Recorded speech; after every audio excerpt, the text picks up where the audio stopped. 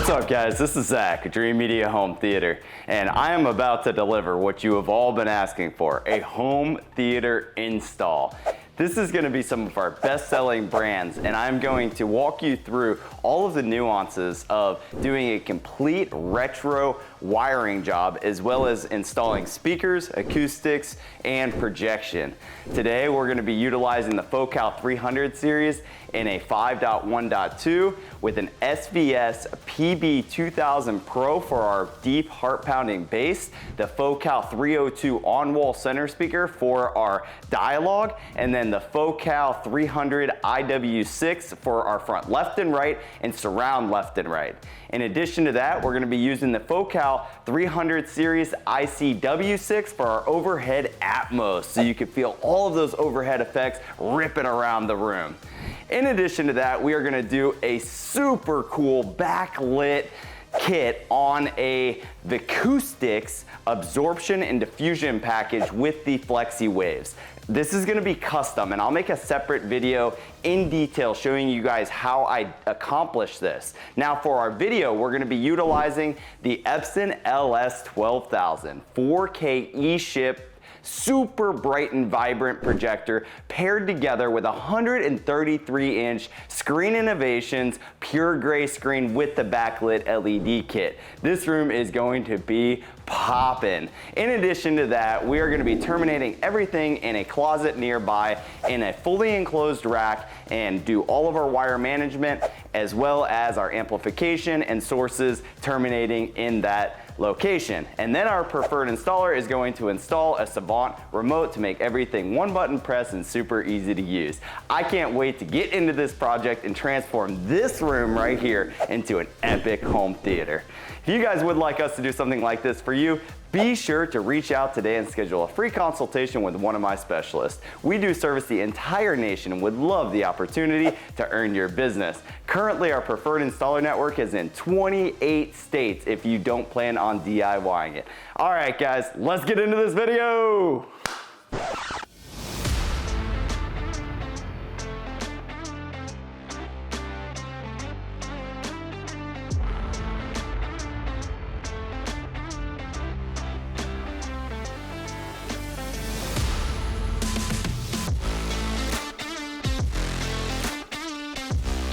As you can see, we have a 14 by 16 foot room with 8-foot tall ceilings. For the most part, we have a slight vault right here and here, whereas this side of the wall is straight. This home was pre-wired by the builder for the configuration to be set up this way with a television or projection system. Because of the flow of the space, they wanted to reorient the room to where the projector was here on this wall. So we're going to completely rewire everything in here. We're going to start by pulling out this fan here and putting in a set of can lights. We're going to do 6 4-inch can lights so that it's nice and bright in here, but we're going to put that on a dimmer so we can control the amount of light. In addition to that, we're going to have to relocate our high voltage power for our projector to the rear of the room. And then once this fixture is gone, we'll easily be able to project onto our 133-inch Screen Innovation Zero Edge screen. Then we're going to rerun our wiring. We're going to put in to the left, right, and center low voltage wiring, in-wall rated speaker wire for each of these. In addition to that, we're going to drop to this front right corner our subwoofer line, an RG6 wire, which is going to transfer our LFE signal from our processor over to the SVS PB2000 Pro. Now here at the rear of the room where I have my studio lights set up, we're going to be putting in our 2 300 series IW6 focals, and then overhead we're going to wire in 2 more for our in-ceiling Atmos. This is going to be a 5.1.2, which is our most basic Dolby Atmos surround sound format, but I gave this customer the option between going with more channels or better quality speakers. He chose better quality speakers, which I always recommend. Although we can do very sophisticated surround sound formats, if it's not coming through super clean, Is it really worth it? I think he made a wise decision by going with a 5.1.2, and later down the road he can upgrade. The Focal 300 series does feature their flax woofers as well as their aluminum magnesium inverted dome tweeter, so he's gonna get incredible response and crystal clear clarity.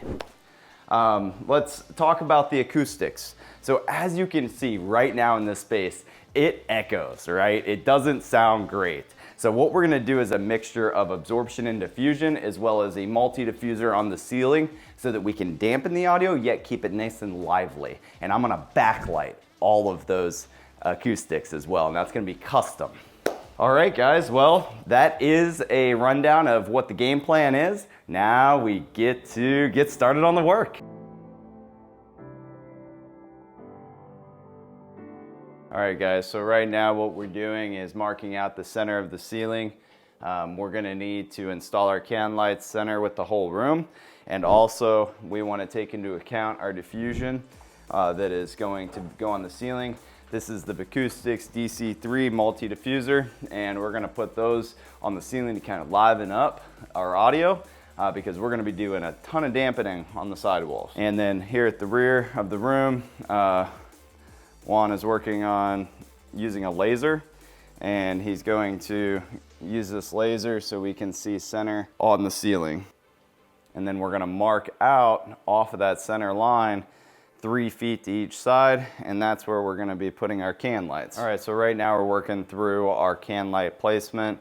We're gonna be doing everything centered on the ceiling and on the room. So we're gonna be doing a total of 6 cans, and we're gonna line them up to where we're right center with our middle 2.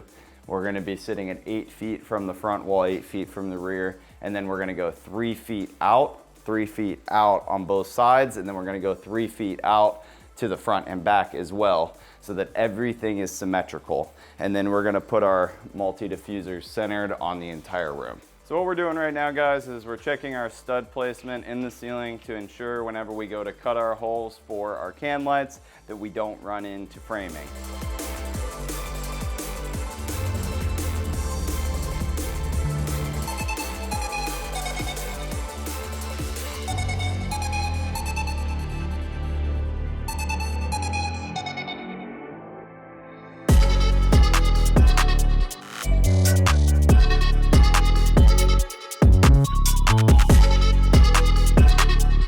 Now we're gonna go ahead and cut out and run all of the wiring for our in wall and in ceiling speakers as well as our center speaker. As you can see, I've traced out on the wall to make sure that the speaker isn't too close to the corner so that it's not bouncing off the wall and distorting my audio. I have cut the holes to the appropriate width and height within 15 degrees of the listening position or the primary user's ear level, because with Dolby Atmos, you want to ensure that there's separation in channel between your low level effects and your overhead effects. So that's what we're doing at the rear of the room, is giving that car ripping around a corner, making sure it sounds really realistic and low to the ground. And then whenever a helicopter comes ripping around up above us, you're gonna hear that through the Dolby Atmos speakers. So next, we're gonna go ahead and cut all of our holes and start running our wire.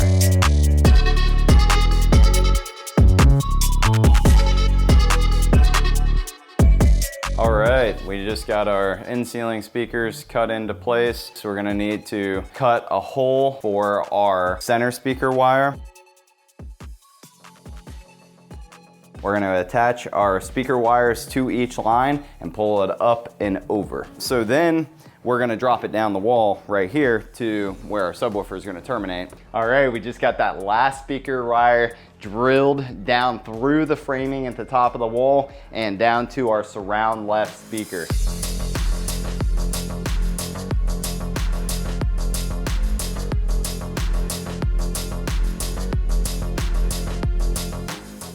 Today I'm going to show you how to create a custom frame for your Acoustics acoustic package and backlight it. It's gonna be super sweet. I'm in this theater right now that we're doing a whole system for, and I thought it'd be a great opportunity to show you a creative and unique way to kind of bring your acoustic package to life. So keep in mind, we do ship acoustics as well as everything home theater related throughout the entire nation. We have all the industry's best products available. So let's start out by going over some of the product that you're going to need, or some of the material that you're going to need in order to accomplish this. We're using a few different acoustic options. We have the DC3 multi-diffuser that we're using on the ceiling in combination with the Flexi Waves, and we're using the Flexi Waves on the ceiling and the walls. And for our absorption, we're using the Acoustics Cinema Rounds in the gray color. There are different color options available for everything that you see here today. In addition to that, you're gonna need some RGB lights, RGB wire to extend your lights to particular zones, a controller, power supply, and then you'll need some lumber. We're using 3/4 inch plywood as our mounting surface for the acoustics, and then we're gonna build a frame behind that that's inset with 2x4s so that we can put our backlit LEDs behind it and not see it. All right, guys, follow along with my journey as we transform this customer's home theater into an epic space. Let's go. All right, so right now we're marking out all of our studs because we want to attach our back frame for the acoustic treatment and LED wall to studs, and then we'll mount our plywood to the framing that we attach to the studs. While me and Juan are working on getting all of our studs marked out, the other guys are working on getting our RGB light ran back to our controller. That's the last bit of wiring we have, but we wanted to mark out where we were putting the acoustic treatments before we decided to run our RGB lighting, so it was all hidden. So right now we have our wire to our sides, and we're working on getting our RGB wire ran to the front wall right now, and they're just gonna use the existing speaker wire that was ran for the center and attach the line to it and pull it up. All right, we're plugging away. We just got our RGB wire ran to our center for our acoustic treatment up there, and we're working on getting the left acoustic treatment RGB wire ran, and then all of the wiring for the whole room will be complete. And we can start framing out these RGB back panels that I'm custom making. All right, guys, so we decided to put our RGB controller, because it's not going to be tied into the automation system, in this cabinet right here so that it's not getting the heat from the attic. And then we're going to plug in the power supply to the RGB controller into our outlet back here. As you can see, we already have all of our RGB wiring ran. 4, 1, 2, 3, and 4.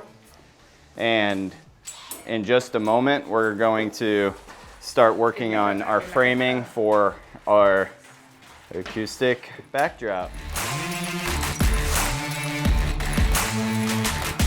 So while the guys are working on cutting my 2x4s to the appropriate length, I am going to continue to mark out the other wall and then move on to the ceiling. That way, by the time they bring me up all of my framing, I know exactly where it's bolted into the wall.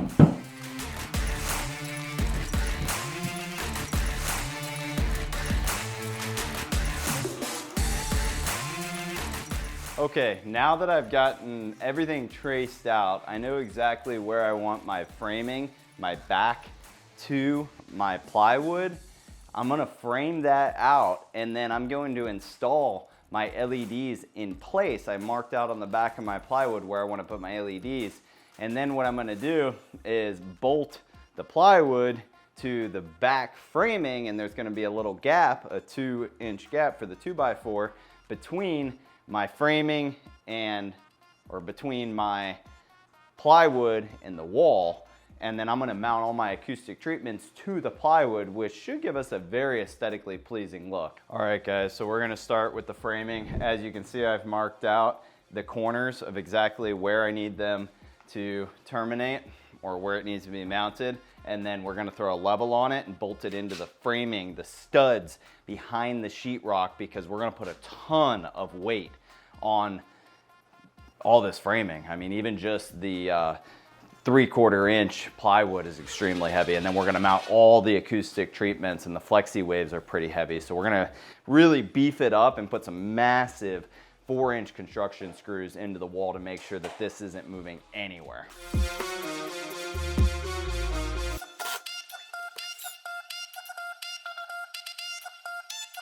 Right along, as you can see, we got our framing for the top and the bottom. Now we're gonna work on our side framing, and we're also gonna put some extra structural support in the middle for us to drill into.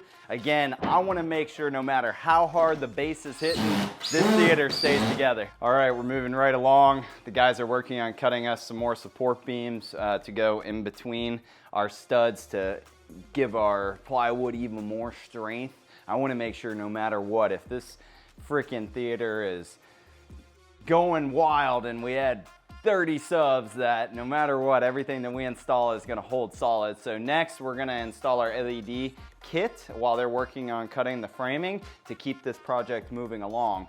So I got these little fittings here, and we're going to use our wire, which I believe, do you know what? I think it's like 22/4 wire. We're going to use a fitting that allows us to connect from 22/4 to the RGB light itself, because all that the RGB is RGB plus power, and we're just going to connect it direct from the wire to the strip, and then our controller, our power supply, will power all of them up all at the same time. So right now we're starting off by just sticking the LED to the wood, but that's not going to hold long term, so we're going to put some staples in, some little U-hooks, so even if the adhesive wears off over time, it'll still stay firmly in place.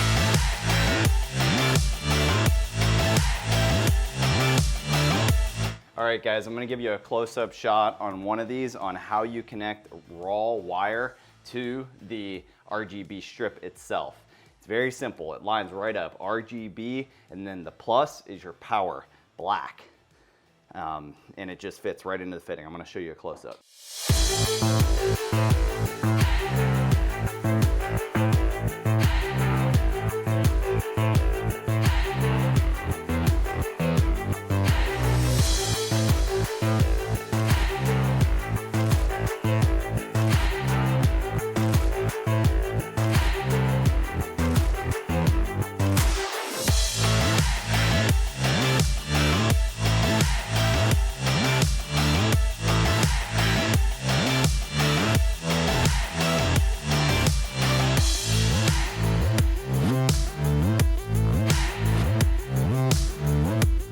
I'm going to strip back this plastic so that it reveals the adhesive underneath, and then I'm going to line it right up. See how the black wire lines right up with the 24-volt positive? That's your power, and then it just lines up green, red, blue right there. You put it in, and see how when you compress it on, it makes contact with those pins. That's all you got to do. Take your pliers and compress it down, and now contact has been made. It's going to extend straight through that wire. And now we're just going to go ahead and put it all the way around our frame.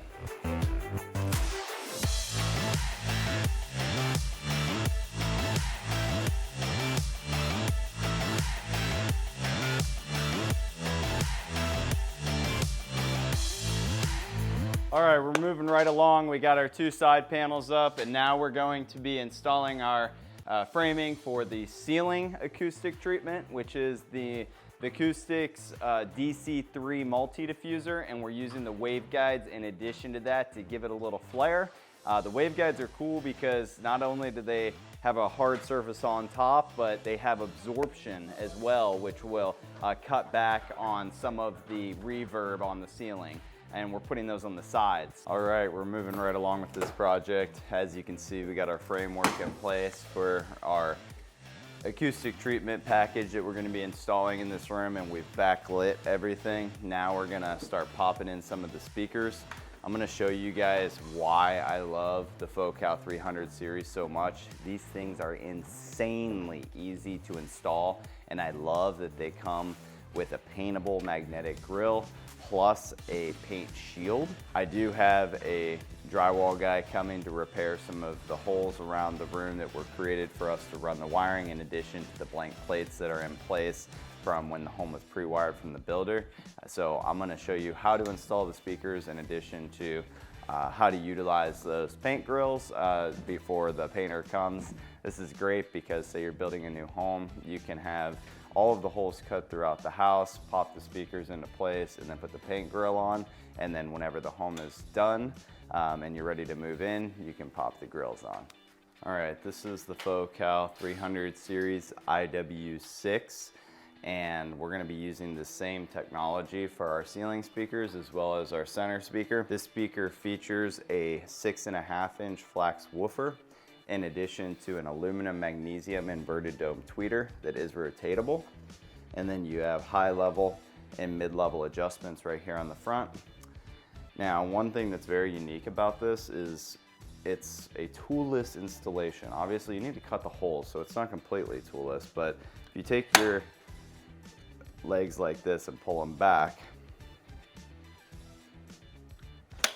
like that all the way around, what happens is when you're ready to go push it into the wall, it actually pushes these back and these clamps clamp onto the sheetrock, making it extremely fast for installation. I'm going to demonstrate one right now for you. I have my wire right here. This is shielded wire. Yeah, you want to strip it back. As you can see, we took our outer shielding off, and now we're going to strip back about 1/2 inch at the most, 1/4 inch to 1/2 inch of shielding, so we can see the bare wire. Red to red, black to black, right here. These are push button terminals.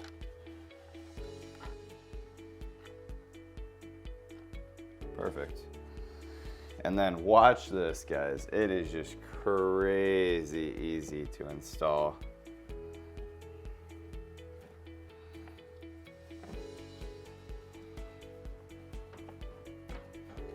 So you put it up against the wall like this, and then just go, and the speaker just pops right into place. It's amazing. And then we're gonna grab our level, make sure it's level with earth, and then we're gonna put our paint shield on there after I clean up the wall, so that the painter can come in and get the wall touched up perfect without getting any paint on the speaker itself. Okay, so now I've checked to ensure that we're level with earth, and I'm gonna rotate that tweeter inward just a little bit and just slightly down towards our target seating area. And then see these little magnets right here? It's pretty cool. You just stick it on like this, and it protects the speaker from getting any paint on it. As you can see, Juan's working on getting the second one put in over here.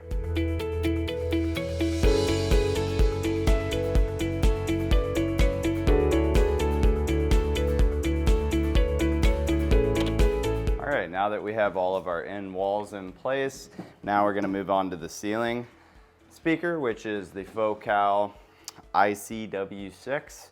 And the Focal ICW6 is slightly different from the Focal 300 IW6. Specifically designed for in-ceiling purposes, and the installation method is slightly different.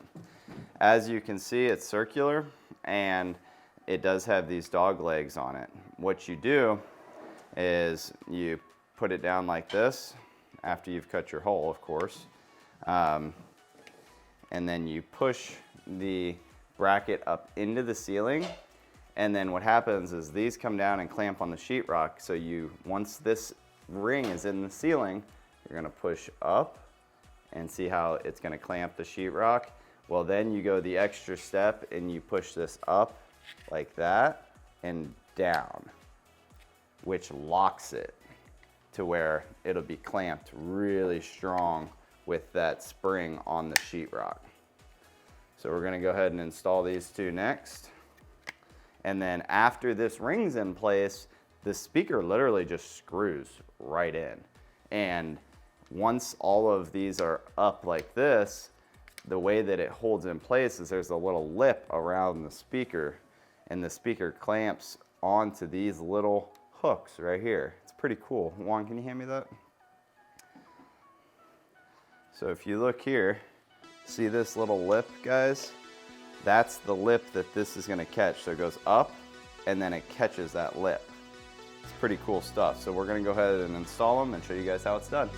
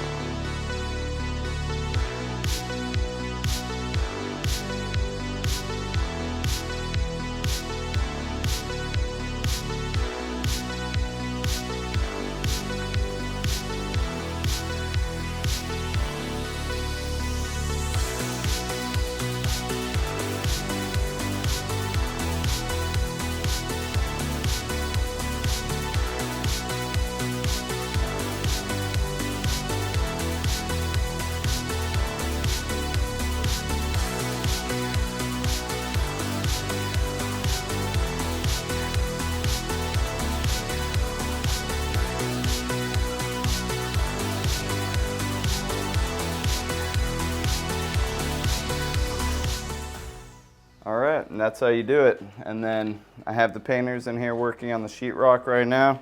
So I'm gonna put the paint grill on so we don't even have to stress about it.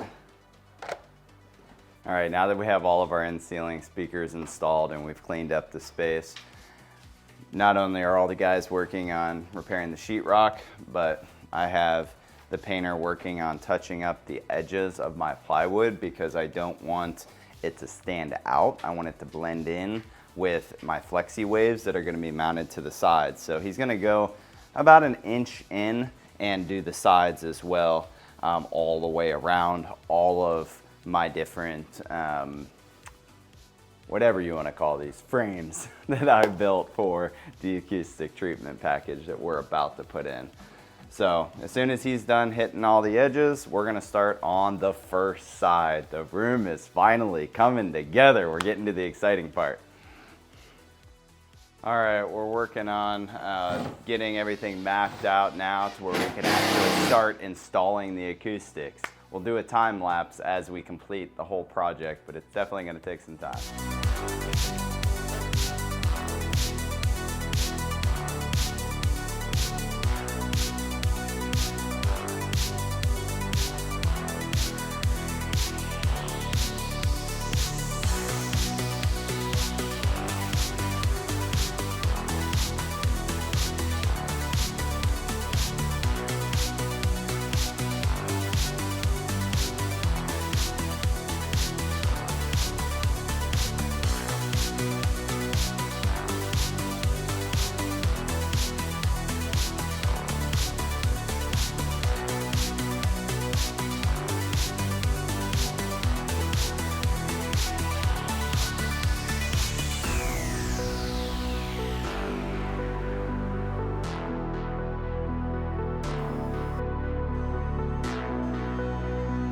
All right, before I show you guys the rack, I wanted to give you a little teaser of this space where we're currently at. So today is video installation as well as our rack installation. What we did in this project is absolutely stunning and at a very affordable price point.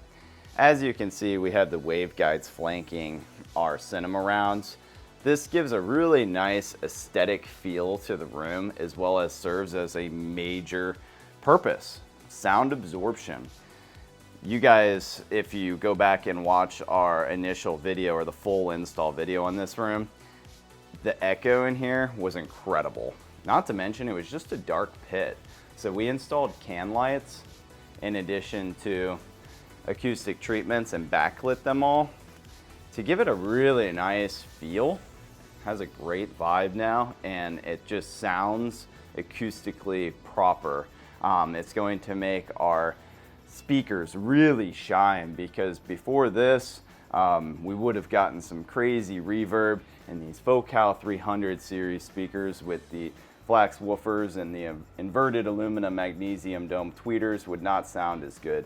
Now you can see we have our paint shield on there.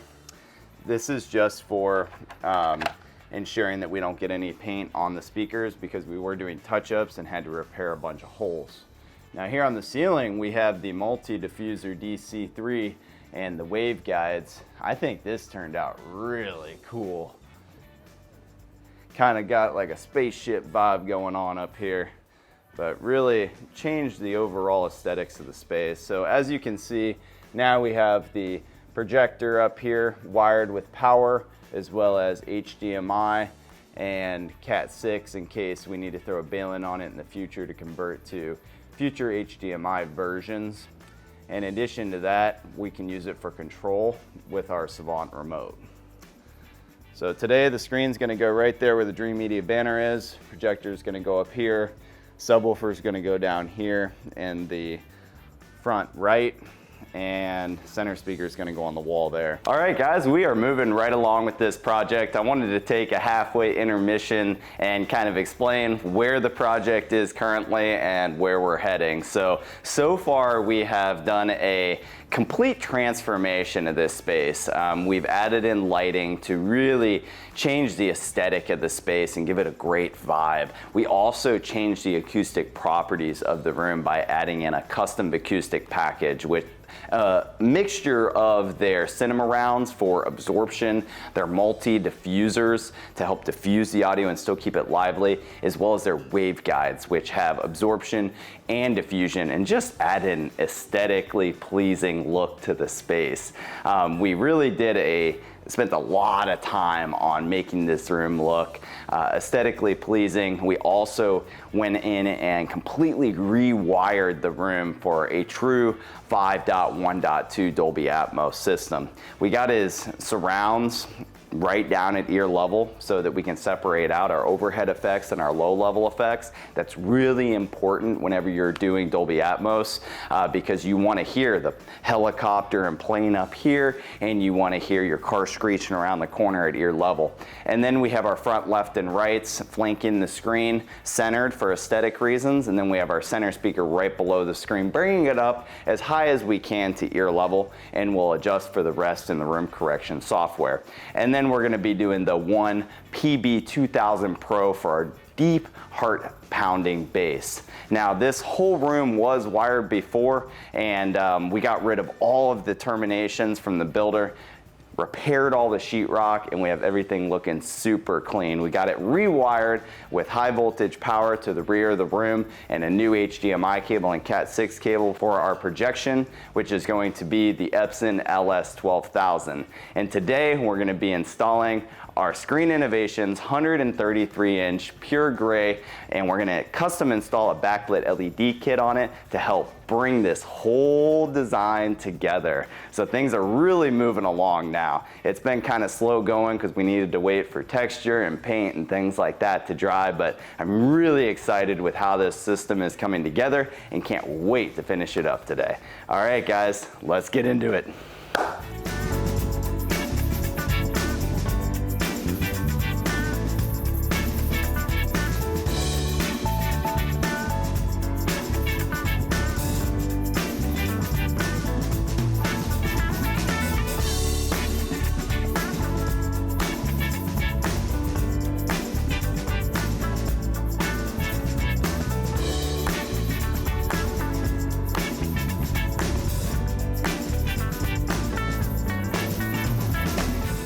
All right, guys, we're moving right along. I'm gonna go over some of the key components that make up this screen and go over what the next steps are. All right, so as you can see, the guys did lay down some plastic to make sure we don't get anything on the screen material itself. In just a moment, we're gonna roll out the screen material. It's inside this tube here.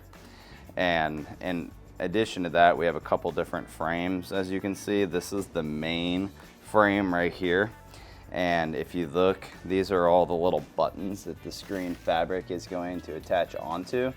You remove these little sticky pieces and then you spread these out.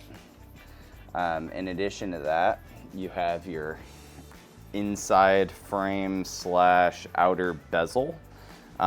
This attaches to the interior, kind of like this. Let me show you guys. This attaches just like that. over the top and covers everything up, but this piece here wraps around to the front. So on the front side of the screen, all you're gonna see is this here, like that. And then we're gonna make all corners meet. There's these little L brackets. So here's everything that's included. These corner brackets, you put 2 in each corner. One's thicker and one's thinner. They go right into the grooves here on the corners. 2 on each side, 1 thick, 1 thin. And then we have our wall mounting brackets here. These little screws will hold our outer frame, this piece here, to the main frame. And then this is the little Screen Innovations badge. You can either put it on or leave it. These little pieces here are for our small outer frame, the trim piece that goes from the back and wraps around to the front side for the bezel. And then this is for mounting extra hardware as well as mounting your brackets into your studs, and this is what the screen hangs on. There's also some gloves included to keep your fingerprints off the screen fabric. As you can see, the guys do have their screen gloves on already. That's a wrap on the hardware that's included. It comes in a box like this, and I really like how Screen Innovations, they do a checklist that is actually checked by a human being to make sure everything is inside the box. Yeah, you gotta make sure the screws are backed out all the way.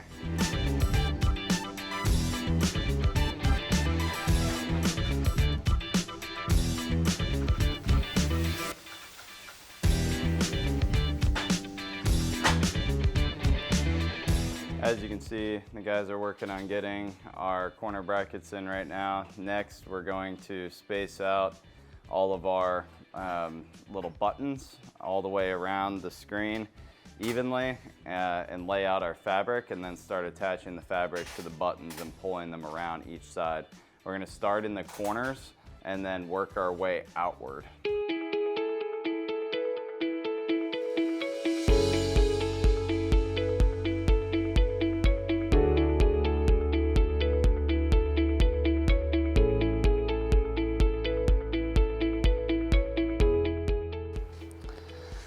All right, so right now the guys are stretching out or moving all of our buttons to the appropriate location. You just take these little bumpers off and then you push it down like this to spread them out so that they'll button into each individual button like this.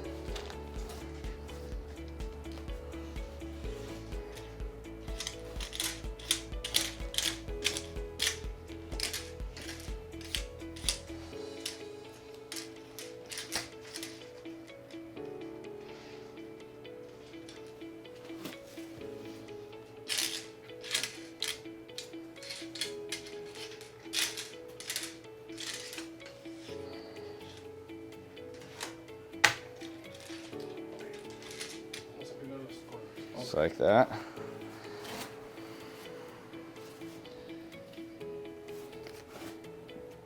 And guys, it looks like they added a button for the corner too. The black one? Yeah. So let's stretch them all. Let's move all these. As you guys can see, we have all of our pins laid out, and now you got to stretch each corner to the button like that. You got to make sure we're getting this lined up straight with the corner. As you can see, we have everything super tight in all corners. You just button them on just like that. Super easy. All the way around in every corner. And then we're gonna install an LED kit, but if you don't have the LED kit, the next thing you would do is just start installing the exterior frame, which are these pieces right here. It's not only the frame for covering the inside buttons, but it also is the bezel that you see on the front side of the screen. All right, next we're gonna take our LED kit and we're gonna stretch it all the way around the screen. There you go. You wanna come over here? we're gonna take it and extend it out. We're gonna have the wire terminate inside of the screen, and it's gonna connect to my wire that's up here on the wall behind our Dreamedia sign. But we're gonna stretch it all the way around the screen, and they actually build a little channel that's perfect for placing the LED right in here. When you get to the corners, guys, go loose with it, just like that. That way you don't put pressure on the LED. All right, and you want your LEDs to overlap. So if you come close here, see your little line right here, your copper line, that's what you're going to cut on, guys. And then you want it to overlap into the next LED so that there's no gap. So we're just gonna go right here. Just like that. And then we're gonna make our connection from our other wires that are already in the wall to right here. So we'll leave this loose for right now, but this is gonna extend back to our controller. Now that we have our LED kit on the back, we're gonna go ahead and install our outer frame. So the way it works is this piece right here is going to be the front of the frame, and this is gonna go right here across the back side, and it's gonna cover up all these buttons. So you lift up the frame and then it just slides right on there. Yep, super easy. These little brackets will go into each corner, keeping it nice and tight. And you can put that on your end caps, these right here. All right, now that we got the brackets in all four corners, we're gonna go ahead and screw these into here. And then there's another set of screws that'll go into here. Now these bigger screws here, they go into the corner, and then these small screws here, you drill in with a drill right here on the top.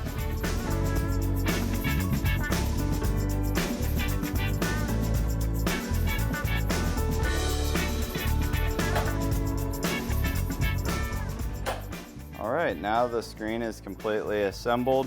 We can go ahead and lean it up against the wall and move our sign, and then bolt in our brackets, which are right here, into studs. And I want to show you guys before they actually pick this up where it's going to mount. So that's going to be the bottom right there, and then this is the top. This bracket right here, you can hang it right here, but I want you to keep in mind that it's better if you mount it here because it locks it into place to where it can't just jiggle off. So we're going to measure from here to here to determine where the top of the screen is going to be. And then we're gonna bolt this into studs. Up next, we're gonna find our studs. This is a Franklin Sensors one that you can get offline pretty cheap, and you want the disbursement to be pretty even. So you don't wanna put them too close together. You wanna go kind of as wide as possible. So as an example, this is kind of what I'm looking for here. Like right there. That would be the ideal stud to go into. And we're gonna go ahead and mark it with a piece of tape. So we got one stud there, and we're gonna have another stud somewhere in the same area.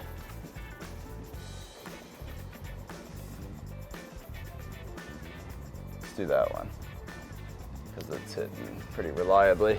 And then we're gonna go 5.5 inches from our crease down to where our bracket's going to install. Right now, what we're doing is we're marking out where it needs to screw into exactly, and also making sure the measurements are the same on both sides, because sometimes when the house is sheetrocked, this bed and texture line, there's like a little metal plate behind it, isn't exactly straight. And this home looks fairly straight, but we're just measuring from the bottom up as well to double check those measurements.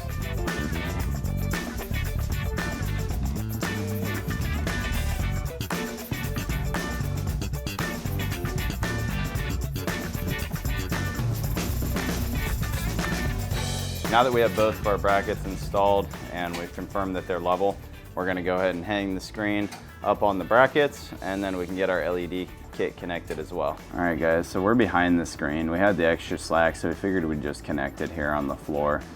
This is just standard RGB wire, so there's 4. This is like, I still don't know the gauge. I want to say it's 22 or 20 gauge wire, and there's 4 of them, and you're going to connect those straight to the LED strip. And we're just using these little crimp connectors right here. So we're going to do that on our power, our red, our green, and our blue. So as you guys can see, we could have done this with the screen on the wall, but this just makes it a little bit easier. Now we can just throw it up. After we're done crimping them all down, looks like we're going to throw a little electrical tape on it just to make sure the connections are solid and don't move over time. And then we're going to put the slack up into that hole that Screen Innovations puts into all their screens, because there is an optional LED kit that you can buy from Screen Innovations if you don't want to go through customizing it yourself like this. It's actually really slick. They include a bracket, the controller, power supply, everything in it. It has a custom bracket that's installed to the back of the screen, and it comes from the manufacturer like that. So if you're interested in doing just a screen kit, I strongly recommend getting the version that has the LED kit on it from the manufacturer versus doing it yourself like this. But we have so many LEDs throughout the rest of the room that it only made sense to integrate it into the same controller. All right, now we're ready to rock and roll. We're gonna go ahead and throw the screen up. A little higher. There you go. And like I said, you can just set it on that. It looks like your dad hit it, but you didn't. All right, so before we actually move on to our projector, we want to mount the center speaker. This is the Focal 302 on wall. One of my literal favorite speakers that's still in an affordable price range. This thing features an aluminum magnesium inverted dome tweeter, which this whole 300 series does. And it also has 4 flax 4-inch woofers. I mean, it's just so versatile too. You can mount it to the wall like we're showing today. You can also put them on stands, which I've shown in other videos. And you can also just set it on a table. So right now the guys are taking measurements to make sure that we hit center, and then we need to determine our height. And Focal does include a nice little template here for mounting. And they have a version on each side for horizontal versus vertical mounting. We're going to be mounting in the horizontal position, and there's 2 screw positions right here, and there's 2 screw positions right here, and these brackets are included, as you can see right here. One weird thing is Focal does not include the screws, unfortunately, so be prepared for that if you do buy this speaker, the Focal 302. They also have a smaller version, the 301, which is a really awesome speaker as well. It just has 2 less woofers and smaller form factor. But we're gonna go ahead and actually tape this to the wall and then mark out exactly where these need to mount and hang it on the wall. All right guys, now that we have our template mounted to the wall and we ensured that it's level, we're gonna drill out some pilot holes. We're gonna have to use some sheetrock anchors just to make sure that it doesn't move on us.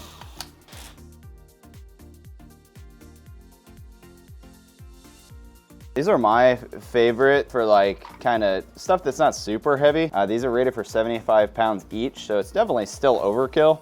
But when you screw the screw in, you put this in the sheetrock first, which we're about to show you, and then when you screw the screw in, it expands this backside, so it kind of mushrooms on the back end. There's also metal ones that you can get if you're super paranoid, or if you're mounting TVs and stuff, that open up a wing that's metal in the backside. But this is perfect for this application. So right now he's just rounding out that hole a little bit so it goes in smoothly. But it actually just screws itself in like that. Perfect. So that side we're using a sheetrock screw and the other side is a stud. So we're just gonna drill it straight into the stud. Like that. And then we can strip back our wire, and we're gonna take about 1/4 to 1/2 inch off the raw wire itself so that we can connect to our terminals on the Focal 302. So right now we're stripping back the outer shielding.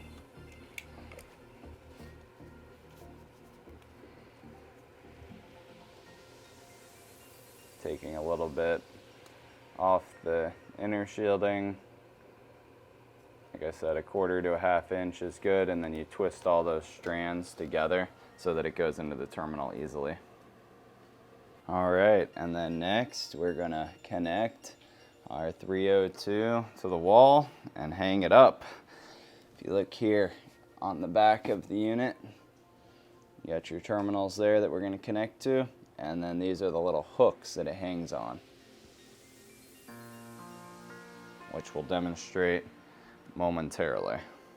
If you're looking for a very versatile speaker, one that, you know, will do it all, this one here is high performing, reasonably priced, and like I said, you can use this thing as your center, left, right, surrounds, whatever. It's really tack sharp clarity, which is why we're using it today for our center speaker. Want to make sure that the dialogue comes through clear for them. So it goes the other direction. It's upside down right now. Yep. Because we want it to hang right here on these brackets like that. And you can also hang it right here if you were going to do the other orientation, the vertical orientation. And then it's really important that you put the little bumpers on here, because that'll stop with reverberation and kind of decouple the speaker from the wall, which I'll show in just a moment. I'll give you guys an up close shot. As you can see, we're making the connections to the terminals. You want to make sure all the wires in there, and most importantly, just that none of the strands get out and are touching each other. You don't want the red wire touching the black terminal or vice versa.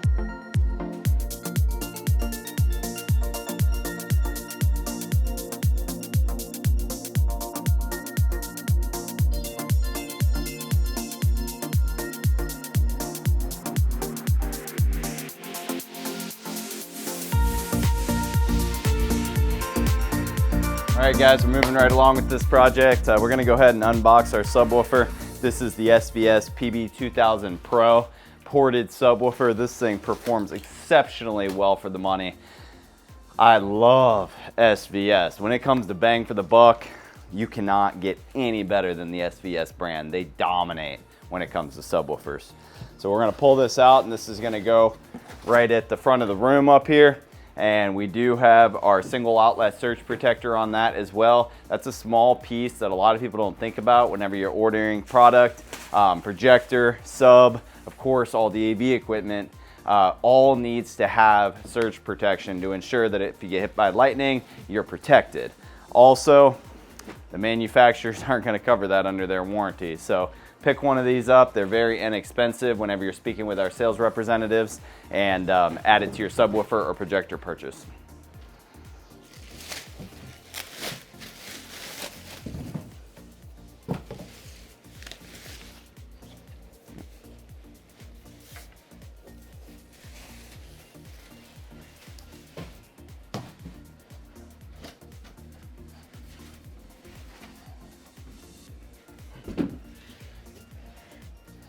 And we are gonna corner load this sub. If you're wanting best performance, you always put your subs in the corner. We're gonna also throw on our RG6 coax RCA tips next, which are terminated right there behind so that we can connect to the LFE port on the back of the sub. All right, so we're gonna use our stripper, and you put it in there right to the edge of the wire, twist it a few times like that. And then you pull back your inner, yep, just like that. You pull back some of that extra shielding, and then your tip, you insert the center conductor right down in that hole there, and it slides right over the jacket. Like that. Yep. And then you kind of wiggle it in, compress it on. Now that the fitting's on there, you just compress it, and you want your seal to meet all the way up. You don't want to overdo it, but yep, just like that, perfect. And then if you give the wire and the fitting a little bit of tug, it shouldn't move at all. And this does connect to our LFE port right here. And then we're gonna take power and connect to our surge protector here on the wall. Got our subwoofer connected now. We can turn it on, and we are connected to the LFE input. and then we'll adjust all of our settings within our sub. Settings on the processor.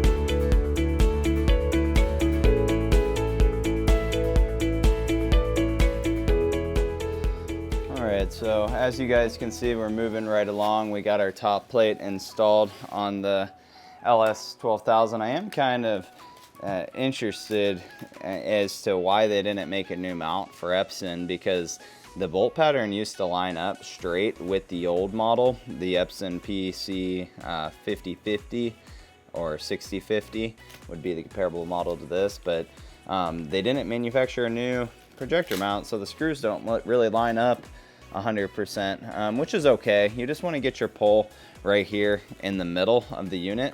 This top plate has a key on the side that actually opens and closes these little clamps, essentially. See how it's open now and now it's closed? You're going to put it on open and then close it, but what I recommend you do is mount this to the ceiling, and then you can just slide the projector right on. So that's going to be our next step, is we're going to go over up here and we're going to install right into our stud, which we've already confirmed is center on the room. Another cool feature about the Epson LS12000 versus the 11000 is this back cover that allows you to hide all of your connections, and you just feed them down through here. So we're gonna leave it loose right now, but what we're doing is getting our measurement to the back of the unit so that we can make sure we have enough space to slip it on to our rod, but still get it as far back as possible. All right, so now we're checking for our studs, which as you can see, do line up center. And we've already verified that that is center with the screen. So the goal is that you have your projector centered with the room, which is centered with the screen, and then you want the top of the projector to meet right at the top of the screen. So this little 6-inch drop down pole is pretty much perfect for this room.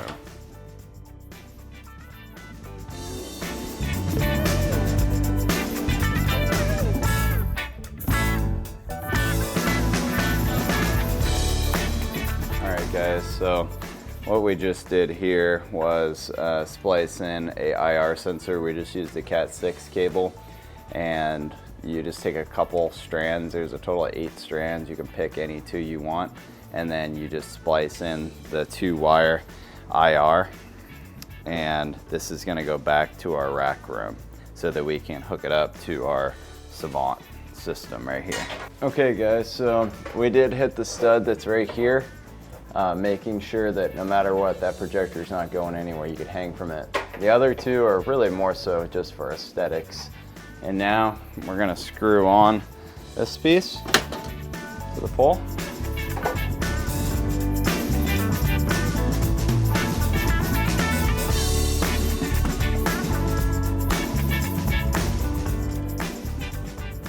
Before we throw the projector up, we are gonna put on our surge protector. It's just a single outlet that will protect the projector. Same one that we did over here on the sub. This is something I strongly recommend you guys add to your orders. It will protect your investment.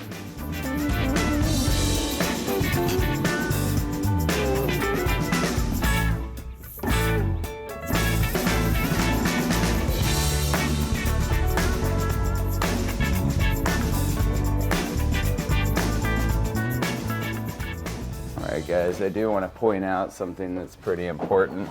See this little chain right here? You want to connect the chain to the mount just to make sure that it has extra security.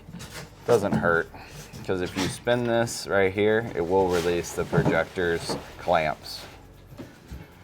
Moving along.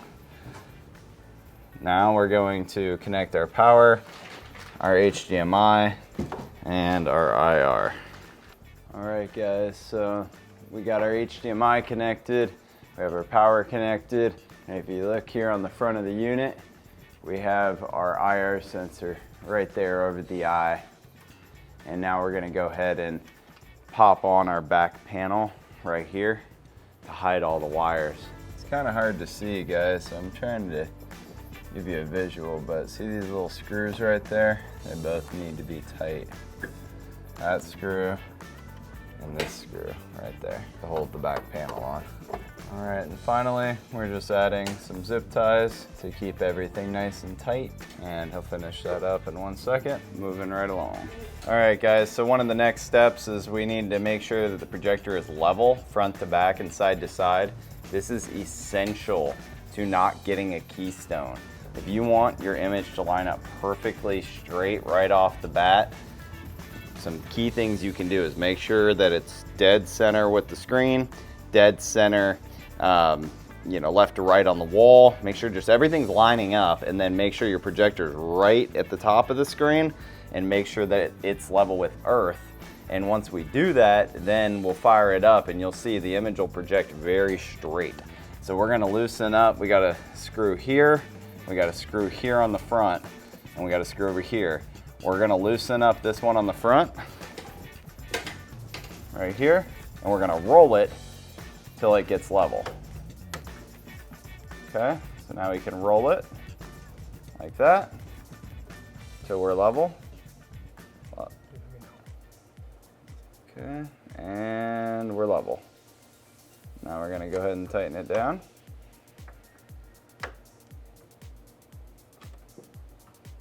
Perfect. So now we need to check level front to back. And as you can see, we're a little bit off, so we're gonna loosen our 2 screws.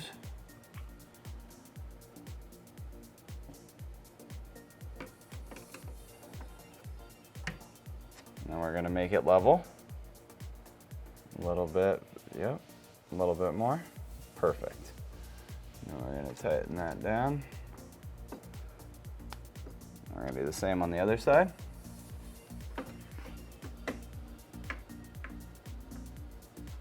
Perfect. That's 99% of the battle right there, guys. If you want an easy alignment, start with just making sure everything's level, centered, top of the screen, and then you'll see I'll fire it up and show you the next steps. All right, and this is the remote, guys. Batteries are included.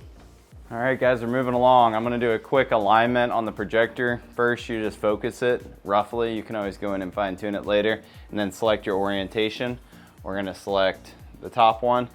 So now we got English selection. We're here in America. All right, and the last thing that you're gonna wanna do is just rack your focus.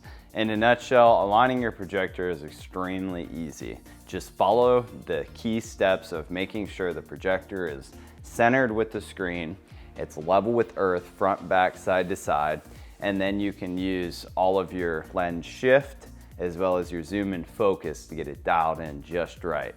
Also, keep in mind, if one of your edges are kind of warping upward after you've leveled the projector right at the top of the screen and that line's straight, if you get a bottom corner that is kind of coming up, rotate the projector into that corner and then shift your image back onto the screen, and you'll find out that any keystoning that's happening can be easily adjusted by just moving the projector a little bit left or right.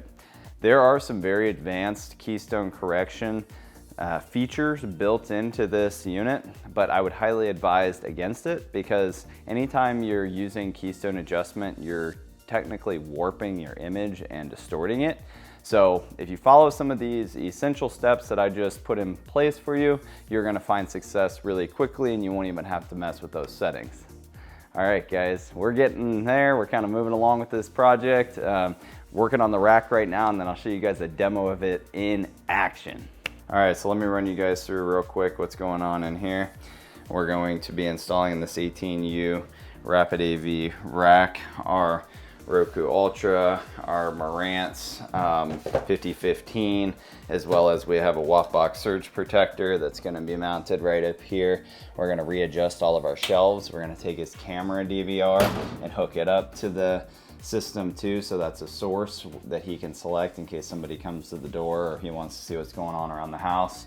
We're gonna hook up our multi-zone audio as well in here. We have our kitchen, we have the patio, and we have the master bath. And then these are all the new lines we've ran for the theater room. And we're just gonna slip that as well as our Lutron hub and everything else right into the cabinet and make it look as clean as possible. We're gonna be powering up our multi-zone audio with the Sonos. We have 3 different amps for all the different zones. So that's an introduction to the Rapid AV rack mounts. I really like using these on all my projects because it keeps everything clean, keeps it ventilated, and ensures that the customer's equipment lasts for years to come. Now, I'm gonna keep you guys updated as we install the gear and show you what it looks like after we get everything in it and do some of our wire management. I hope you guys are enjoying the content. If you like it, smash that subscribe button down below and drop me some comments. Let me know how I'm doing. I also wanted to point out with the Marantz and Denon AVRs, I love how they include these labels here. That way you can label all your wires exactly how they're gonna go into the back of the terminals here. So front, left, right, center, and then surround left, right, and then here on the surround back, this is where our height Atmos is gonna go. So this is a 5.1 subwoofer, .2 Atmos. So surrounds and height. And then our sub is powered. So this is just a passive, this is just a signal being sent out over the LFE, low frequency equalizer. Right here is where our projector is going to go out, or the signal is going to go out to the projector over our main monitor 1, and this is where our Roku and our camera DVR are going to plug in. Alright, we're working on getting all our wires stripped back right now. As you can see, we're taking about a 1/4 to a 1/2 inch off each wire. And we got a bunch of different wires. We have our distributed audio that's going to go to our Sonos, all 3 zones, in addition to our 5.1.2 that's all going to connect up to our AVR. We're using the Marantz 5015. We're also going to hook up our camera DVR and then Roku for the theater room and the cable box. The camera DVR for the theater room as well, so he can view his cameras. We just finished toning out all of our lines, but I do want to put the toner on for you guys one time to kind of see how the process works. These leads right here send a signal through the wire to the other end. You just connect it red to red, black to black, and then you can determine which one goes where. So if you look here in the other room, the theater space, you can hear how it's coming out of one of the speakers.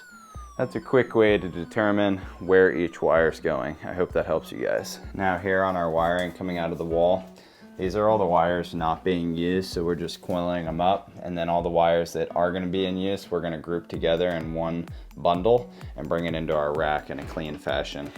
And this wire here is going to go out to our power right here.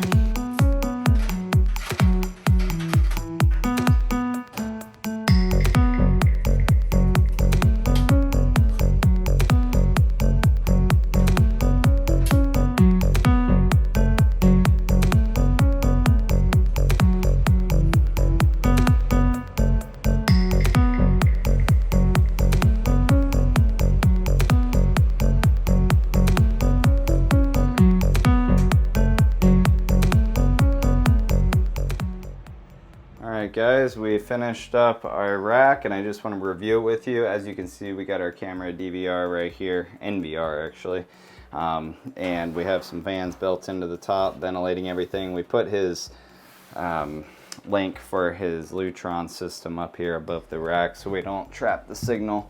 But as you can see on the front of the rack, there is a nice little key to lock it and keep kiddos out. There's also side access panels that make it really easy to service. And everything's lockable. You open it up, let's take a look inside. We got our watt box up here that is protecting everything as well as illuminating the front of the display. We have our Marantz 5015 that's powering everything up and sending the video up to our projector.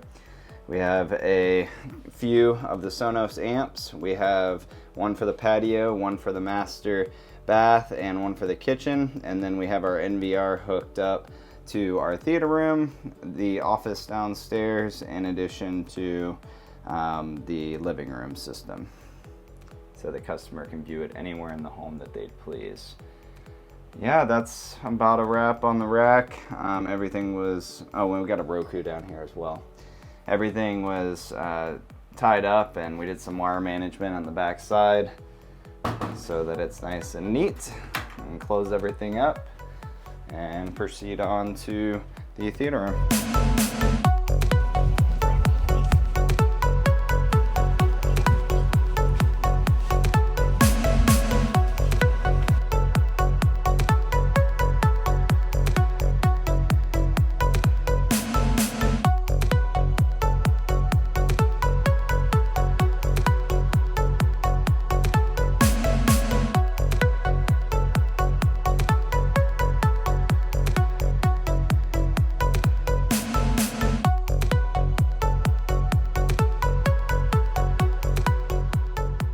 All right, we have reached the end of this project. Now let's do a recap. We took this dull room here from absolutely nothing. The only thing in this room was just a fan with a little single light attached to the fan, and we transformed it into this epic home theater that you see here behind me.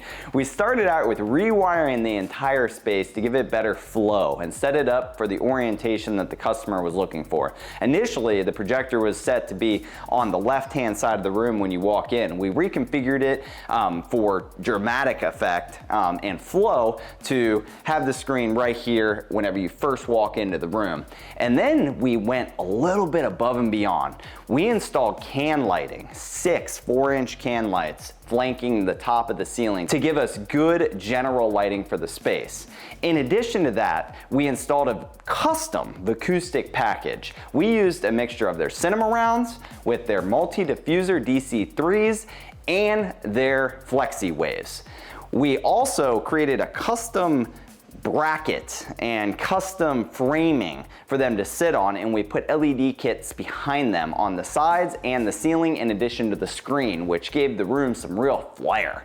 Now let's talk about the equipment a little bit. We went with the Screen Innovations 133-inch pure gray material. There is controlled light in this room, but a lot of the time there is going to be some ambient light. So the pure gray material gives us that, it helps with the ambient light at a very affordable price point without getting into ambient light rejecting technology, which we also have. ALR screens. Screen Innovation makes a slate and a black diamond material, but you get much better brightness with the pure gray. In addition to that, we have the Epson LS12000 broadcasting onto that Screen Innovations 133-inch pure gray screen. And again, this is the zero edge model. You can get the same screen with a standard bezel as well if you don't like this TV look. But this is one of our best selling combos. Now, the Epson is a 2700 lumen output 3 LCD laser projector, and it's emulating 4K by flashing the pixels with its E-shift technology so fast that your eye can't detect that it's not native 4K. It's a performer, guys. It's super bright, it's super vibrant, and as you can see, it performs. We have seen in shootouts the Epson actually take down native 4K projectors such as the Sony 5000. It's really impressive for the money. Now let's talk about the wicked surround sound system that we have in here. If you're new to the channel, you may not know, but for those of you who are subscribed, you know that I am a big Focal fan, and specifically, I am a fan of their flax woofers and their inverted aluminum magnesium dome tweeter. I fell in love with this speaker manufacturer back in 2019 at CEDIA whenever they had a 7.2.4 Atmos system set up and was like, my mind is blown. And ever since then, you've seen many of these installed in theaters all around the country. But this particular one, we went with the Focal 302 on-wall center speaker, which again is one of my favorite speakers because it's so versatile. You could never fit a speaker like this inside of your wall with the framing without redoing the front wall. So it sits on the wall. You can also put it on a stand, and you can put it vertically or horizontally.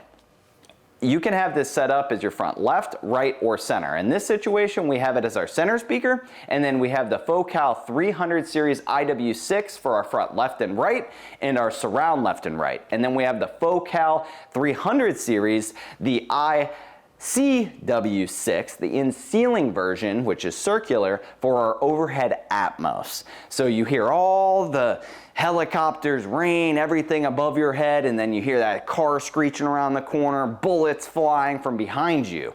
And in addition to that, for our deep heart-pounding bass, we do have the SBS PB 2000 Pro. Now let's talk about the brain of the system.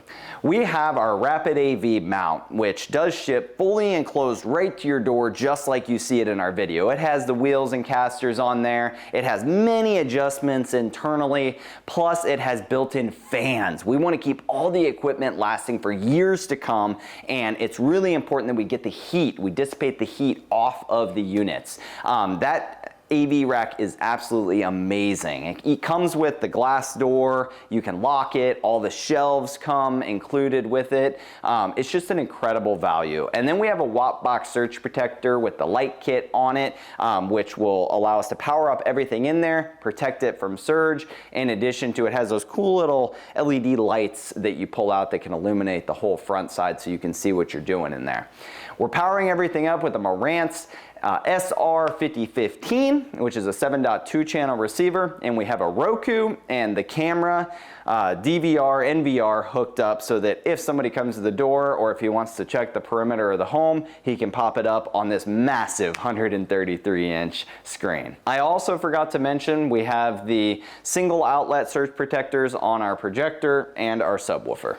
Well, that is a wrap on this very special home theater that we completed here in McKinney, Texas. Keep in mind, there are many different variants, and we love to customize packages to fit your exact needs for the space as well as your budget. So we can do all the way up to a 32-channel system if you would like to go super extreme with like a Trin-off processor, all the way down to something like this, a 5.1.2, which is just a high-quality, simple system. I think the homeowner is absolutely blown away, which just brings a smile to my face. This project was extremely fun, and I am proud to present it to you guys. If you liked the video, give me a big thumbs up and make sure to smash that subscribe button down below for more. Till next time, this is Zach at Dreamedia Home Theater. Thank you for watching.